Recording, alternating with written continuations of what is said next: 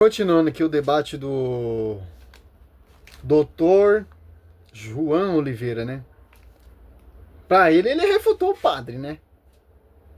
Doutrina do purgatório, um texto bíblico que não está na Bíblia, né? Pós-reforma protestante, mas está na Bíblia católica desde os primeiros tempos, né? 2 Macabeus 12, 38 e 46, que com certeza talvez o Juan já conheça também, né, esse texto, onde nós temos aquela realidade de uma batalha, né, em que alguns judeus são mortos. A revolta dos Macabeus. Isso, dentro da chamada revolta dos Macabeus. Então alguns judeus são mortos, eles são encontrados, por exemplo, com algumas imagens, né, alguns símbolos de outros deuses ali de Jâmnia, né, mas são judeus, né, que morreram, que tombaram na batalha. E o que vai fazer então Judas Macabeu, né? Ele vai organizar uma coleta, né, diz o texto, organizou uma coleta, enviou a Jerusalém cerca de 2.000 dracmas de prata, a fim de que se oferecesse um sacrifício pelo pecado. Agiu assim absolutamente bem e nobremente, com o pensamento na ressurreição. E olha que interessante, né? Com o pensamento na ressurreição. Uma coisa a mais aqui que eu vou acrescentar, que o padre não vai acrescentar, que eu sei, né? Segundo Macabeus 12, 42 e 44, se faz esse mesmo ato, e mesmo é um ato de purificação, fazia lá em Levítico 4, se eu não me engano, uma expiação dos pecados dos vivos. Aqui, São Judas Macabeus está fazendo um ato expiatório, o Kippur, um termo hebraico, as pessoas que morreram na batalha, na guerra, certo? Um ato expiatório, certo? Uma tática dos protestantes é acusar que os livros de Macabeus, 1 Macabeus, 2 Macabeus, o livro é um livro apócrifo, que não é inspirado, mas Cristo discorda. São Paulo cita o livro de Macabeus. Em 1 Timóteo 5,23, ele cita 2 Macabeus 15,39. O autor de Hebreus também cita Macabeus 11,35. Ele cita 2 Macabeus 7. Então, essa malícia do protestante para negar como as suas reformas, o purgatório, engajado biblicamente na Escritura, Levítico 4, versículo 5, ó. Eles inventam isso.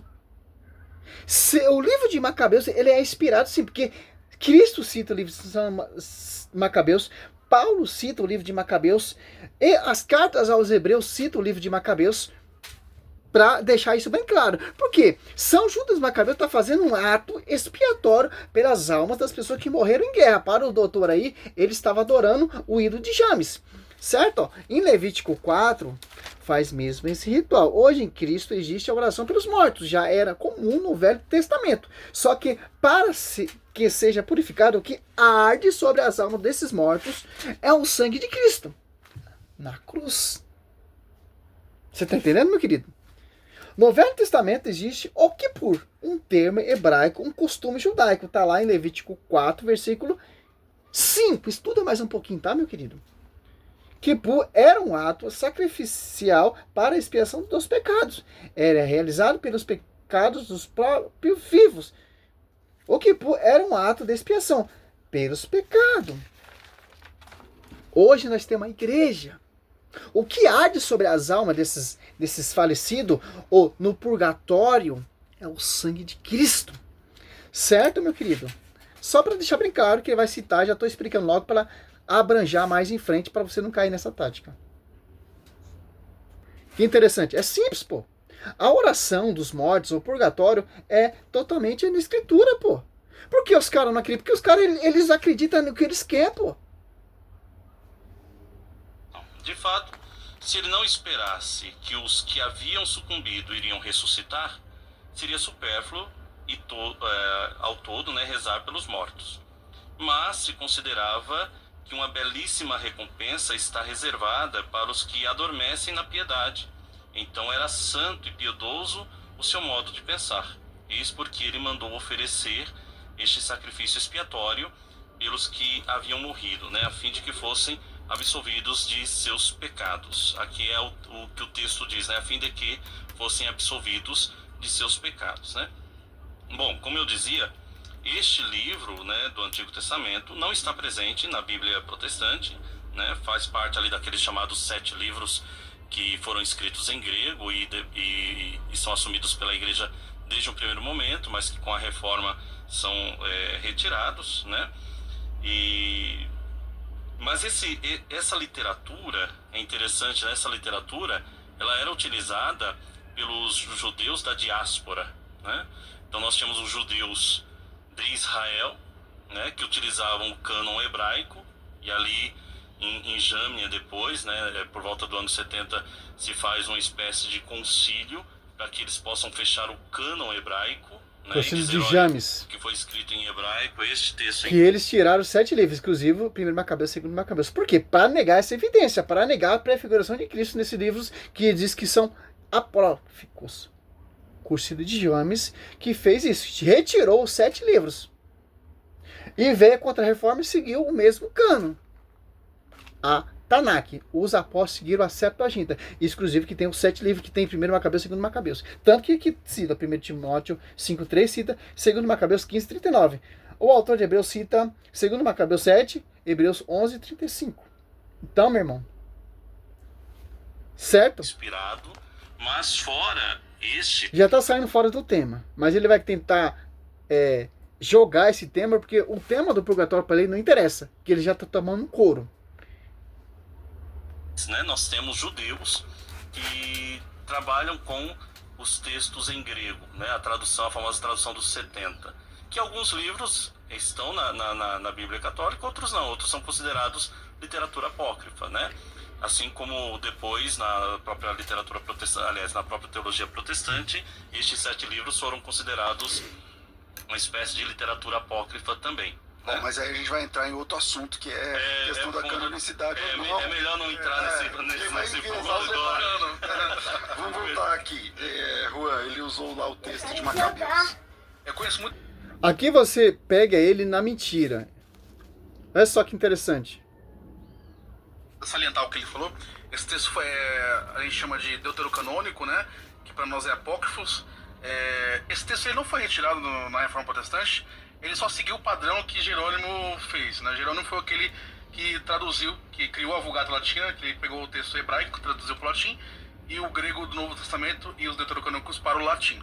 O próprio São Jerônimo, ele rejeitava esses deuterocanônicos, ele falava que era bom para leitura, mas não era para fazer do... Mentira! No final de sua vida ele falou que toda a escritura é inspirada. No começo ele começou a traduzir, ele falava que não era inspirado, mas no finalzinho de sua vida, ele falou que todo o livro, os 73 livros, são inspirados. Certo? É uma mentira. De novo. Na igreja. Quando Martinho Lutero traduziu a Bíblia para o alemão, ele manteve esses deuterocanônicos, mas com bons para a leitura, né? Separou uma parte... Porque, assim, o padre, em dado momento, ele disse assim, que a partir da reforma, esses livros não seguiu o padrão de Jerônimo que ele Porém, queria. o Lutero, que é o pai da reforma, e traduziu a Bíblia para o alemão, ele também traduz esses livros. Também Então, traduz. não é exatamente que Ele fala, uma ele espécie de não traduz. apêndice, né? Ele não Mas ele faz isso olhando para o próprio São Jerônimo Jerônimo, que né? ele fazia E isso. tanto que ele fala que a carta de São Tiago é uma carta de palha. Certo? Aí já é outro tema. Que a briga também, tem muita briga sobre isso também. Os apóstolos usavam a Septuaginta, ponto final. Nós seguimos o cano que os apóstolos usavam, não cano judaico. A Tanakh. A Tanakh quem segue é vocês protestantes, que não tem o 7 livros, foi retirado do Concílio de James.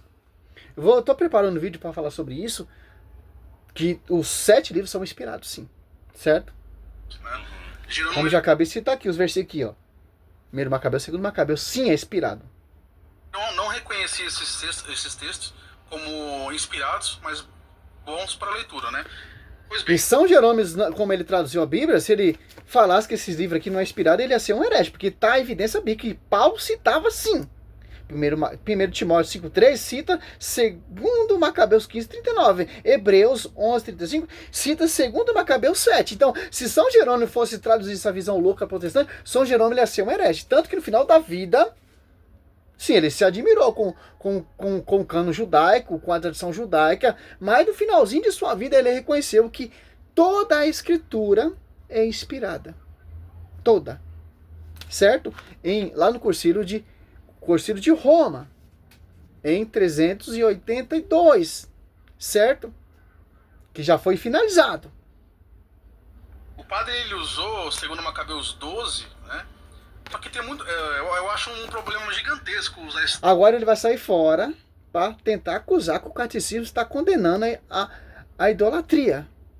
Quem é um idólatra é pecado mortal. Mas o texto diz que eles não estão adorando o ídolo. Eles foram achados com a imagem do ídolo debaixo de suas vestes.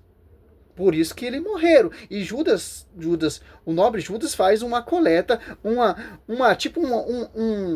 uma oferta salvífica para implorar o perdão dessas falhas, dessa culpa, desse pecado.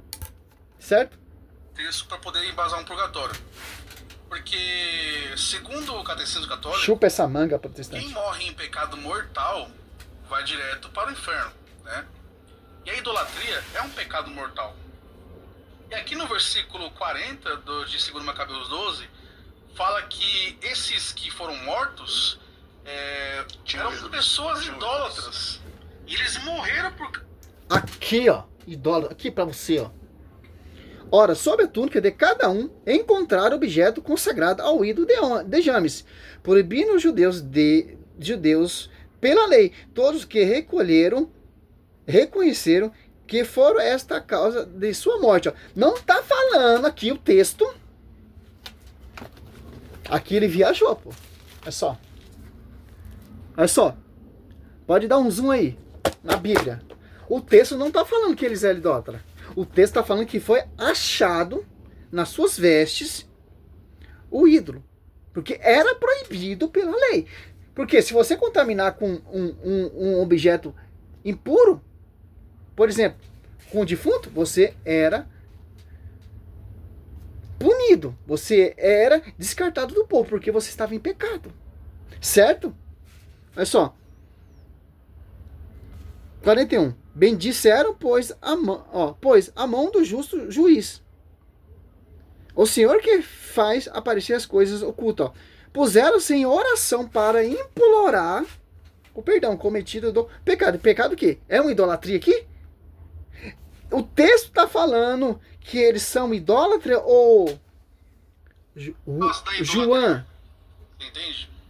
Então, é meio contraditório o catecismo embasar um purgatório em cima disso, sendo que eles morreram em pecado mortal, e segundo o próprio catecismo, pecado mortal, a pessoa que morre em pecado mortal, ela vai direto para o inferno.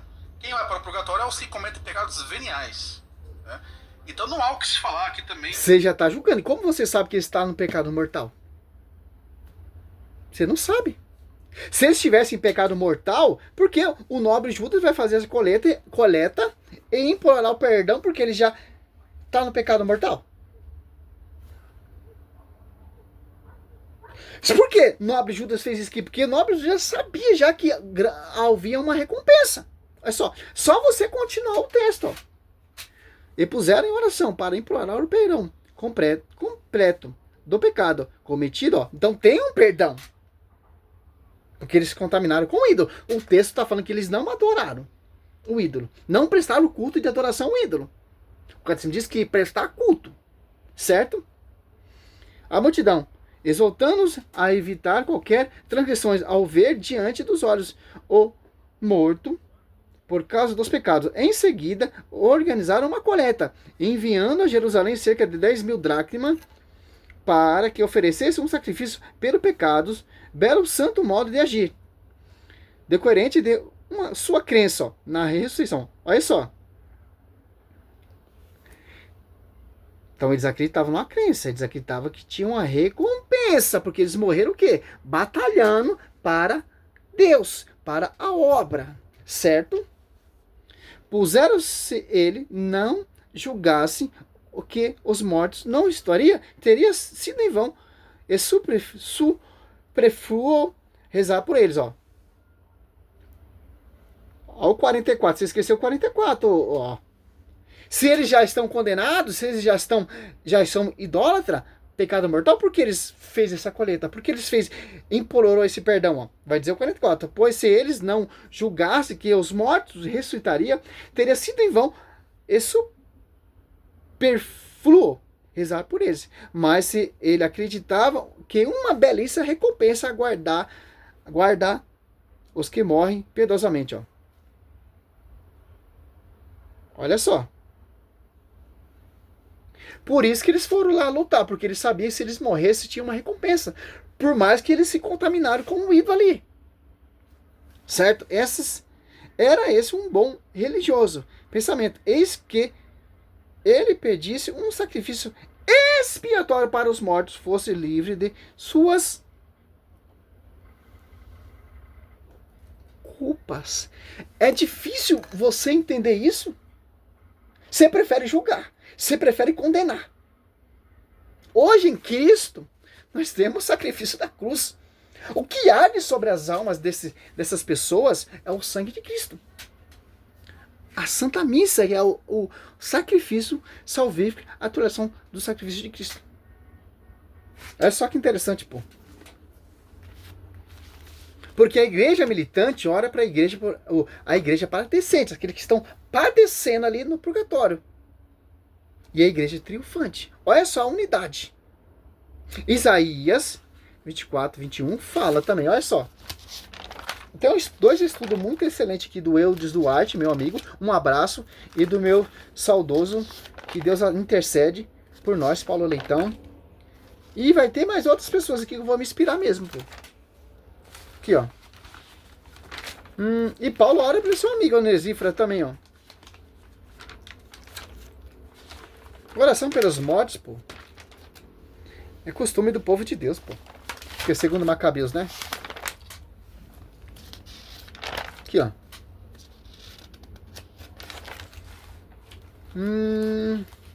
Hoje em Cristo existe a oração pelos mortos. Já era comum no Velho Testamento. Provei para você que esse livro, primeiro Macabeus e segundo Macabeus, são inspirados, sim. Certo?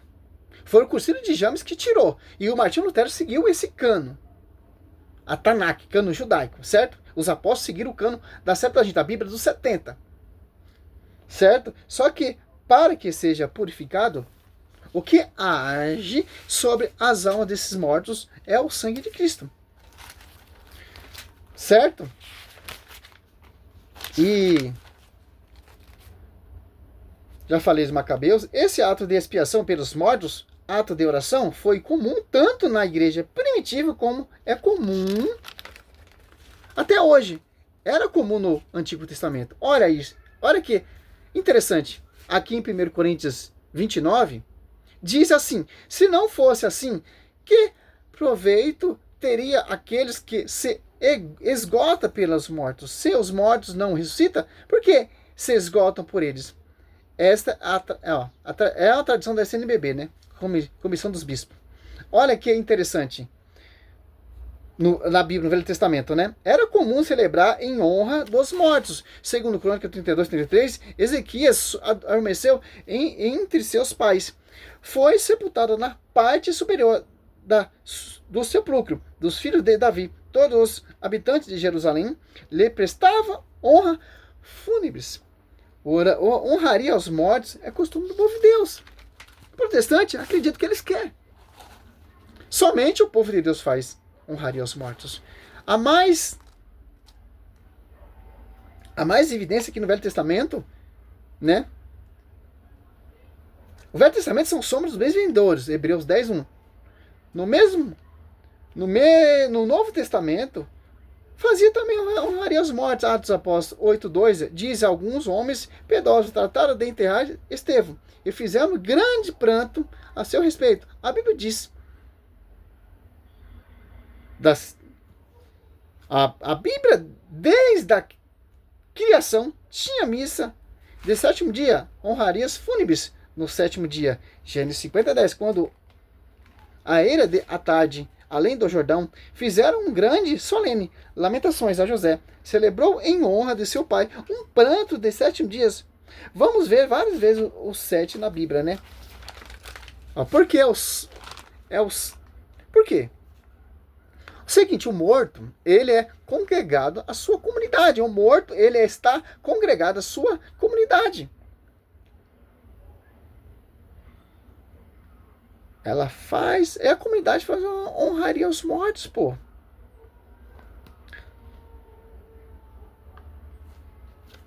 É só que interessante, ainda tem mais coisa. Você forma se você for numa missa, antes da missa, vão dizer o nome dos mortos. Foi uma invenção da igreja? Não.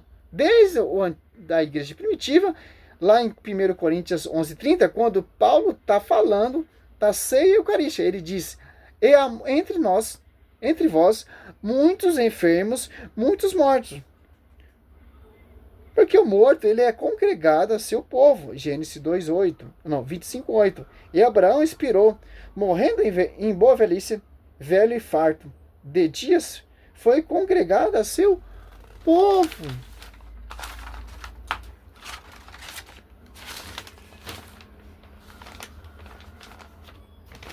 Lá na frente, Gênesis 2:25-17, diz: esses são os anos da vida de Ismael. 137 anos, expirou e morreu. Foi congregado ao seu povo. Os mortos são parte da comunidade. Honraria aos mortos. Celebrações eucarísticas, fúnebres, o povo de Deus faz. E faz até hoje, meu irmão. Por quê? É a igreja de Cristo. Creio em Deus Pai Todo-Poderoso, Criador do céu e da terra, Jesus Cristo, seu único Filho. Você vai entender, eu creio. Comunhão com os santos, comunhão, etc, pô. Não tem o que falar, pô. Os caras tá tentando e tá tomando couro. Não tem como, a igreja é coluna sustentável da verdade. Simples entender isso. Que é um estudo simples, ó. Tem outro estudo aqui também, ó. Que acreditavam no purgatório, ó. Mais um pai da igreja também, ó. Santo Tomás de Aquino. São Gregório Magno.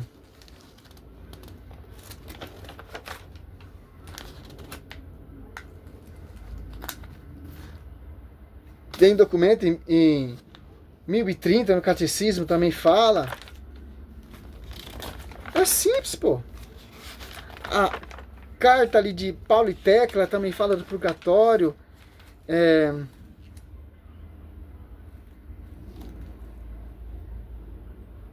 Tertuliano também fala claramente do purgatório. É simples, pô. É costume de Deus, pô. Do povo de Deus. Honraria fúnebres aos entes queridos. Orações aos mortos. Tudo engajado com a Escritura. Só a Igreja Católica segue corretamente, da forma correta, como se deve seguir. Da mesma maneira que o Espírito Santo inspirou os primeiros cristãos, inspira a igreja a interpretar a Escritura. Porque a Escritura vem do magistério, vem da igreja, vem da tradição. Não desses caras. Esquece, então. Esquece. Salve Maria, sou servo missionário Roberto.